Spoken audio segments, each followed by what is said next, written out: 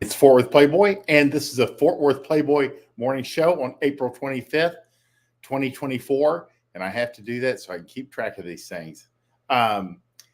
We're glad you're here and welcome. And what do we do on this show? We cover game, pickup, relationships, and sex. And when I say we, I mean myself and Bunny. Bunny and I usually do a show together. This is developed into my own show. She's had her own morning show before, but we pretty much do most of this stuff as a team. So when you hear me say we, that's the combination. And we try to focus in on game, pickup, relationships, and sex. And we focus on staying in our lane. You know, our Twitter feed, our information products, our books, we tend to cover the tactical side, but it falls under the red pill. And the red pill encompasses, it's like an umbrella term that's become very popular in the last few weeks, and it'll go away and come back.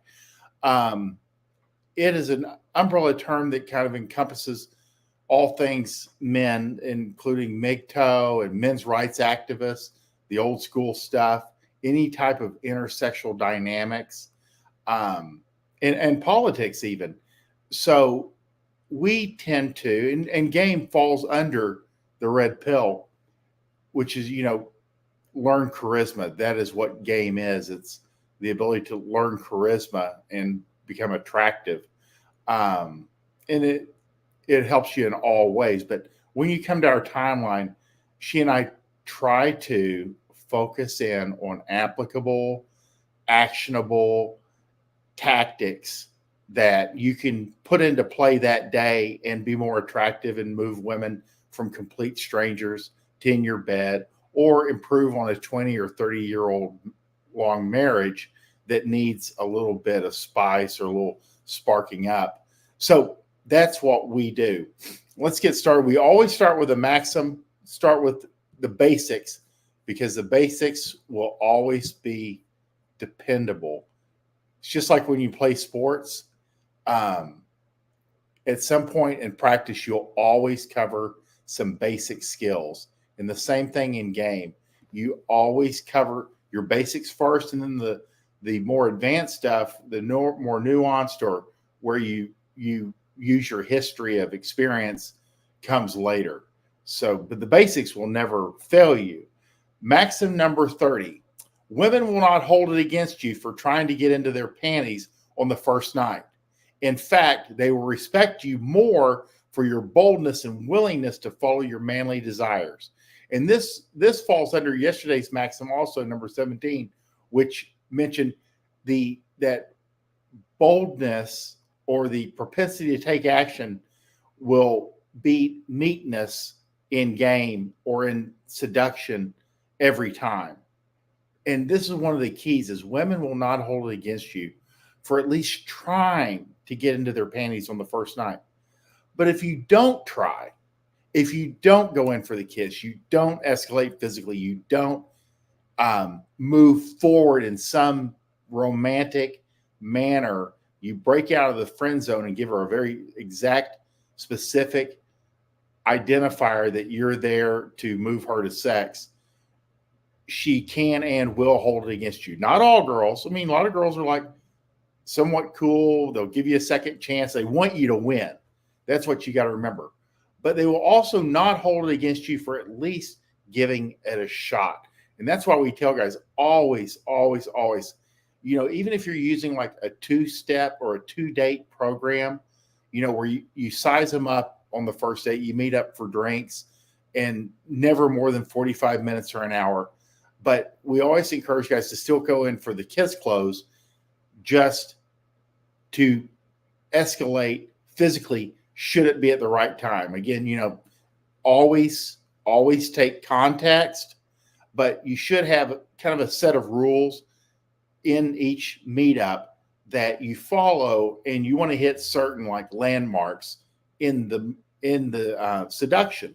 And we always say you got to physically move them down the road. Remember, women are not going to take any initiative whatsoever to physically escalate ever. they'll show you indications of interest, but they're not going to lean in for the kiss. They're not going to invite you back to their apartment if they've never touched you.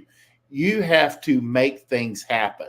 The anomalies where the girl does take action proves the rule. You need to be taking action and moving her towards sex physically and mentally, or it's not going to happen. Again, women are passive, men are active.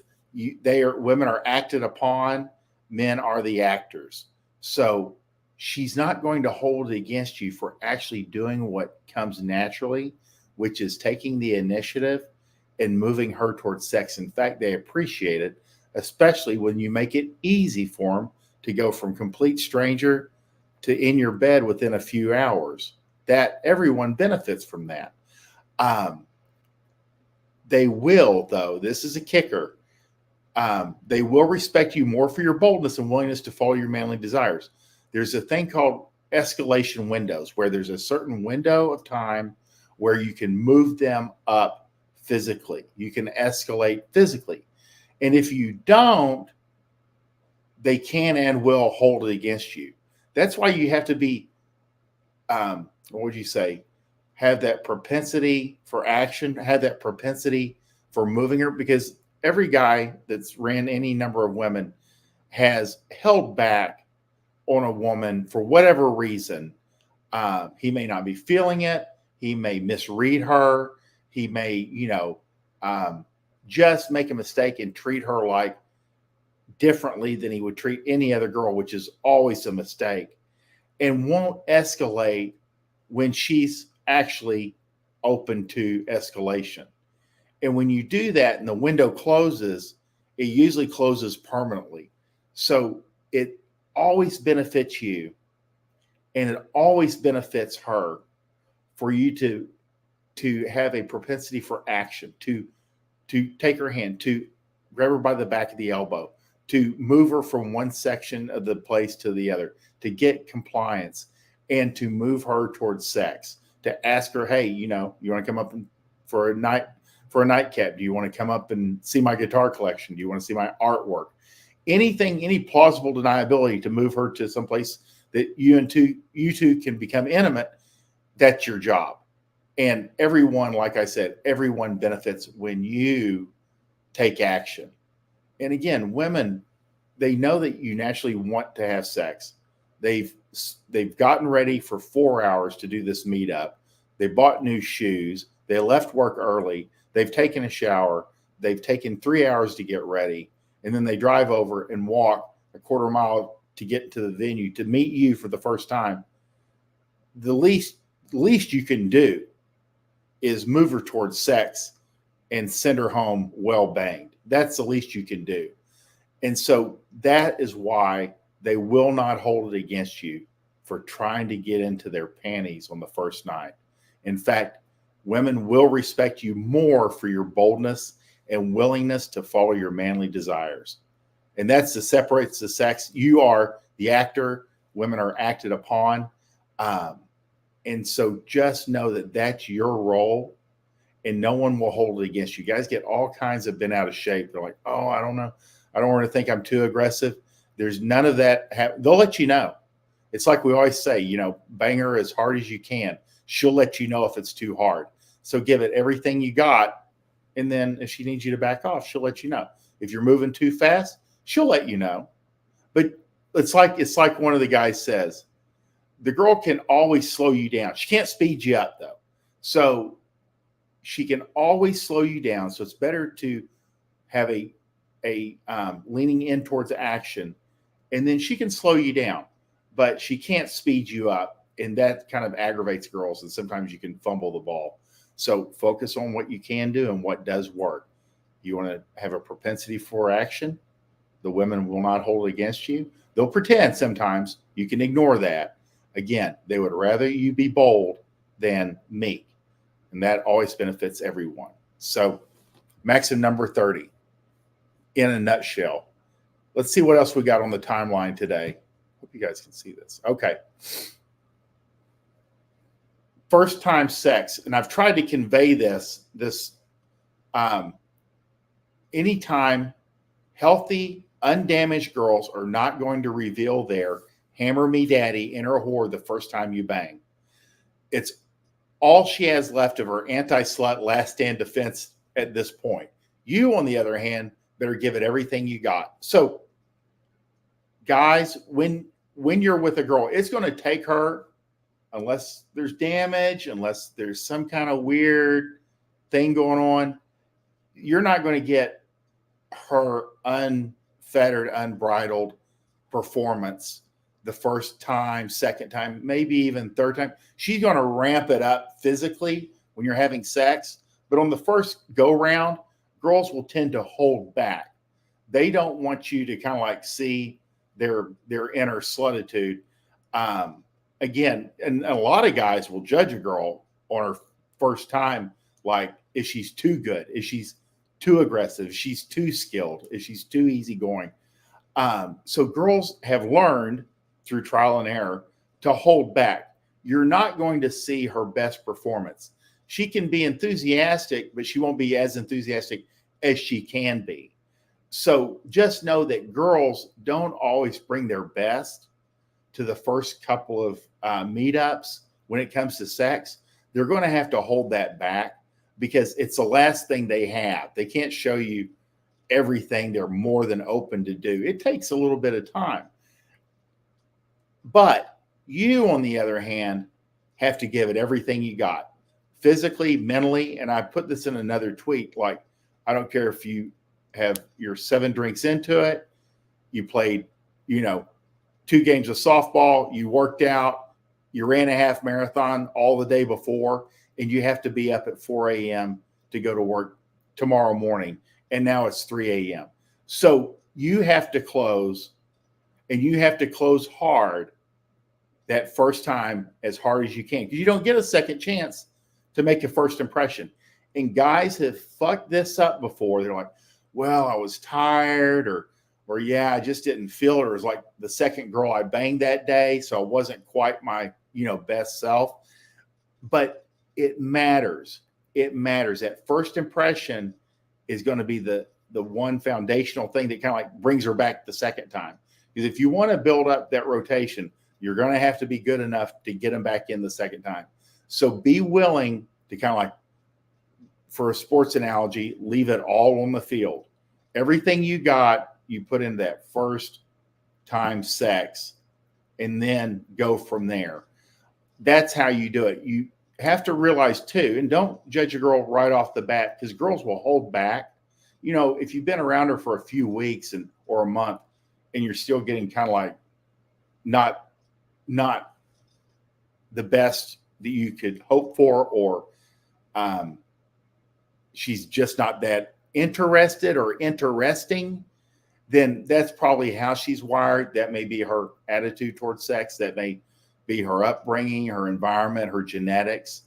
And you don't have a lot of control over that. But the first few times, if you're kind of like, well, she's kind of holding back, that's okay, because that's normal. While you, on the other hand, have to lay it on the line. You have to give everything you got and leave her with a memorable experience. And just like we always say, you want to lock them in. You want to have sex 3 or 4 times that first 6 or 7 days. And then you can cut it back to like once a week. Go back to the once a week meet up. And that gives them time to think about you. But you have to lock them in sexually. Just know, and don't be disappointed, healthy, undamaged girls are not going to reveal their hammer me daddy inner whore the first time you bang. Just don't expect a porn star experience that first time, because girls know that you're, consciously or unconsciously, you'll judge them. It's all she has left of her anti-slut last stand defense at this point. She's already banging you on the first date. She's already got that concern that you'll pass judgment for her, like giving it up so quick, like within 3 to 4 hours of meeting you. And that's okay. So in a way, you kind of have to reassure by not, questioning anything. You just kind of go with the flow and give it everything you got, because you, on the other hand, better give it everything you got. We always, like we say, fuck her like it's her last fuck and yours. Always keep that in mind. So that's the first time sex and it helps you kind of offset if you're like a little disappointed, she's like a little lukewarm or doesn't move well. Any of these things, it may be simply the first time, second time. Girls will hold back so as to not reveal their true level of experience, which is good and bad depending on how you look at it. So let's see. That's a funny thing about names on the internet.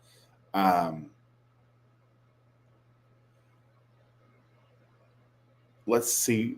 Give me 1 second. I sound like I'm trying hard to impress my mind. Ataraxia, good morning. Could you talk about how to segue into storytelling when being out? Coming from a humble point of view, it's sometimes difficult for me to tell stories without it sounding like I'm bragging.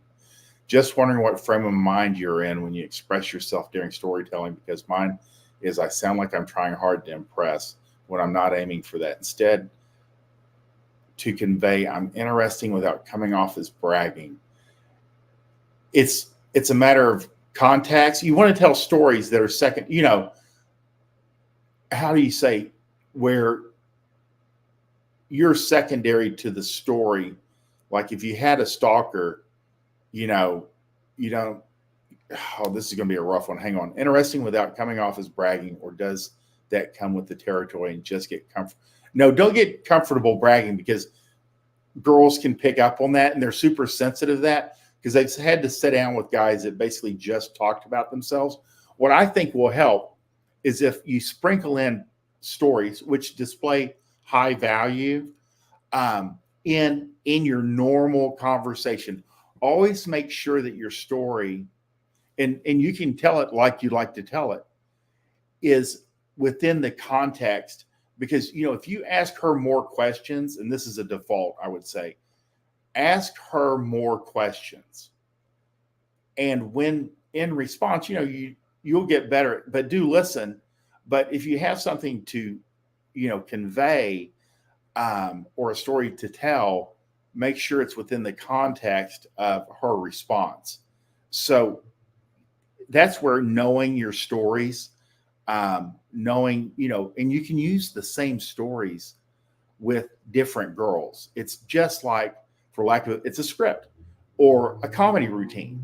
You can use the same story. You don't have to bring up something, you don't have to make something up new with every girl, because generally when you go out with a lot of women over time, you'll tend to hear the same questions. You'll tend to have the same conversations or similar conversations, because people tend to stay within the same first, 5 to 8 subjects. There's just going to be some nuance into like what she's experienced, what she does. Is she a mom? Is she not a mom? Does she work? Does she not work? But your stories, which display high value, can be sprinkled in there according to the context. There's got to be a better way to explain this to you too, because this is a very nuanced and very important subject. So what I'll probably do is on Monday cover how to display high value through storytelling, because it's subtle, but I get where you're coming from. If it comes across as bragging, it's actually working against you, and you want it to become more of a. It's kind of like if one of your friends says, "This guy picks up a lot of chicks." If he tells her, if he warns her, "Hey, you got to, just know with Tom, he may be a little bit jaded. He has been through a lot of women," and that tells her that you are very experienced. But it's different coming from him. So that's what you want. You want to display high value, but at an angle. So it's indirect. That's what the word I'm trying to look for. Anytime you want to display high value, it needs to be indirect.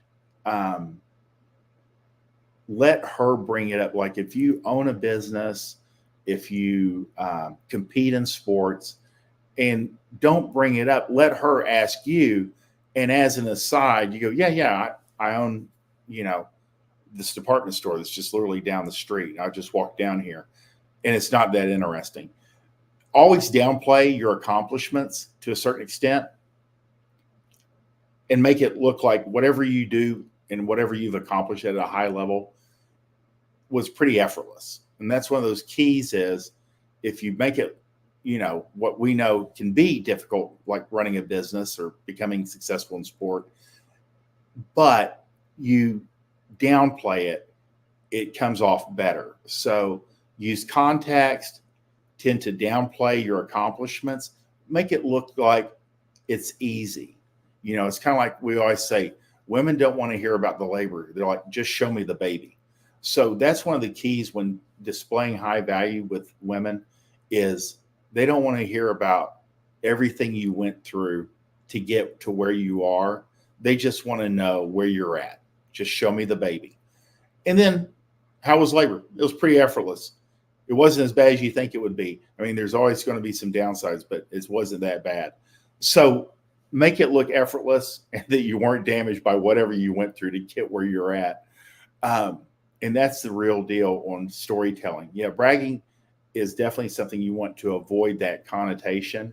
But it's easy to do if you kind of like downplay your accomplishments. Let her find out over time what you've accomplished. You don't have to beat her over the head with it. In fact, it'll be better if she kind of over time realizes or finds out how successful you are, that you're popular, that you're well known. And a lot of these things should be indirect.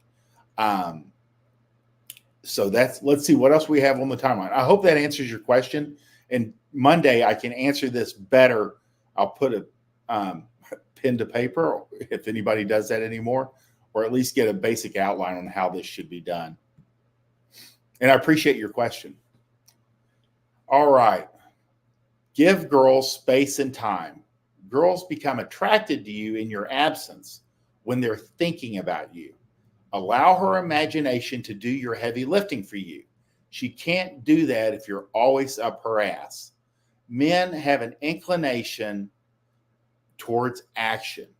And anytime they're seducing or moving a girl from stranger to in his bed, they tend to take too much action, like through text, through any type of like Instagram, lots of texting, phone calls, anything that's not in face-to-face is a detriment until you've been banging for a little while, because you need to be able to give women need this space. It's like Coach Corey Wayne. I think he was all up some girl's ass. And he told this story where he was younger and he didn't really understand women yet. And he like went over to the girl's house, knocked on the door, and her mom came to the door and kind of schooled him and like, hey, give her some time. Let her have some time to think about you and come back in a couple of days.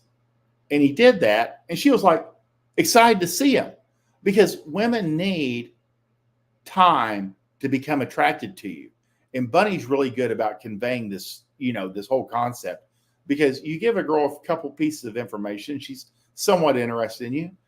In that downtime, in that space between when you see her, she's going to create a story in her own head about you. And it tends to be favorable unless you're talking her out of it. So, and especially after you first start having sex, you give her some space. Anything she thinks about you, anything that might go either way in your favor or against, she's going to start working in your favor. She has to justify her time and physical investment in you. So see, even some of the things that might be negative, she'll filter that and spin it to something positive in your favor, because she has to justify she's already sleeping with you. So this is super important to slow things down. Less is more, and contacting a girl slightly less, not no contact, not disappearing, but slightly less, and you'll hit it just right. And girls are always like, well, if you contact her too much less, she forgets about you. Yes. So take everything you're doing and cut it back by a third less text, a third less contact. But do see her. If you can get a girl in front of you, that's always a bonus until you've been fucking for about a week or two. And then you want to cut it back to once a week. And you guys would be surprised, those that have like fallen into like serial monogamy, this kicking it back to once a week gives her enough time to really become attracted to you strongly over time, because it's not too much, but it's good. It's a good, solid time that she can see you, meet up, have fun, have a great experience, get banged, have sex, and you send her on her way, and she's good for a week. So, and if you want to move it faster, you see her more often. But you allow her to decide on the relationship. Remember, your job is to take care of meetups, logistics, making sex happen. Let her talk about relationship stuff. If she wants exclusivity, she'll bring it up. That's not your job. But again, give girls space and time, at least a third more than you are now. Girls become attracted to you in your absence when they're thinking about you. It's all right here. Use a girl's, how do I say this? Your greatest ally in seduction is her imagination. That is your greatest ally. It's not your face. It's not your presence. It's her imagination. What she thinks can become will be far more attractive than anything you could ever do actually on your own. Allow her imagination to do your heavy lifting for you. She can't do that if you're always up her ass, if her phone is always ringing, if it's always, there's a text or some emoji or some bullshit or good morning, good night, any of that stuff. You need to be absent and let her think about you, because that will increase her attraction to you.